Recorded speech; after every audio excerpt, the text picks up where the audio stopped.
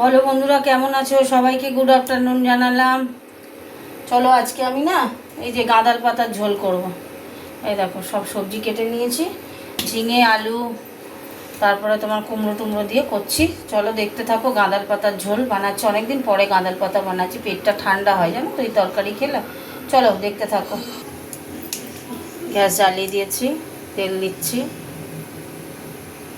আচ্ছা, এখানে দেখো কি কি নিয়েছি দেখো।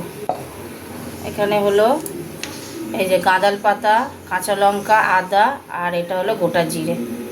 এগুলো নিয়েছি, এগুলো পেস্ট করবো, বুঝেছো? তাহলে দুটো চারটে কাঁচা লঙ্কা, গাঁদাল পাতা, আদা আর গোটা জিরে এটা পেস্ট করবো। তেলটা গরম হতে থাক।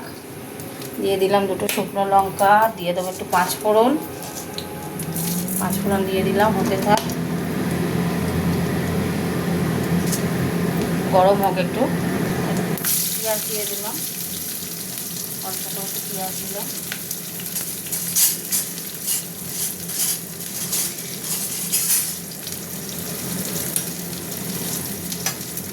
পেঁয়াজটা একটু ভাজা ভাজা হবে, সবজিগুলো দেবো। এইবার সবজিগুলো দিয়ে দিচ্ছি। পেঁয়াজ ভাজা হয়ে গেছে, সবজিগুলো একটু ভাজা ভাজা হতে থাক, নাহলে ভালো লাগবে না। একটু ভাজা ভাজা হলে সবজি কী বলো তো, টেস্ট হয় তরকারিটা।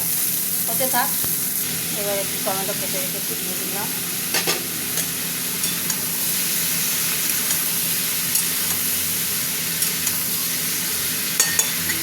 এবার এক এক করে নুন হলুদ দেবো। হলুদ দিয়ে দিলাম, তারপরে দেবো নুন দিয়ে দিলাম।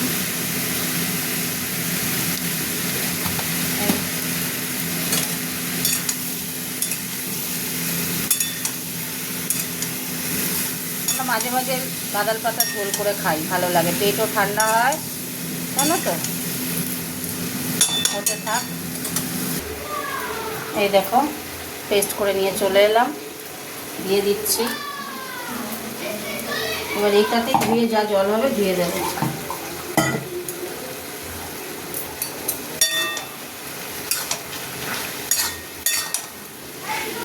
আমাদের ছাদে অনেক গাছ আছে, দেশি গাঁদাল পাতা, এটা জানো তো, খুব টেস্ট হয় তরকারি। এবার জল দিয়ে দিলাম, ঝোল হবে। লঙ্কা দিলাম, নুনটা এবার দেখে নিই কেমন আছে। বড়ি থাকলে খুব ভালো হতো, বড়ি নেই গো, শেষ হয়ে গেছে। একটু নুন দিতে লাগবে, নুন দিয়ে দিলাম,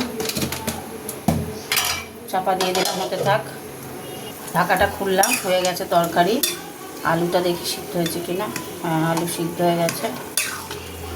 কয়েকটা কাঁচা লঙ্কা দিয়েছিলাম, আর একটু হবে।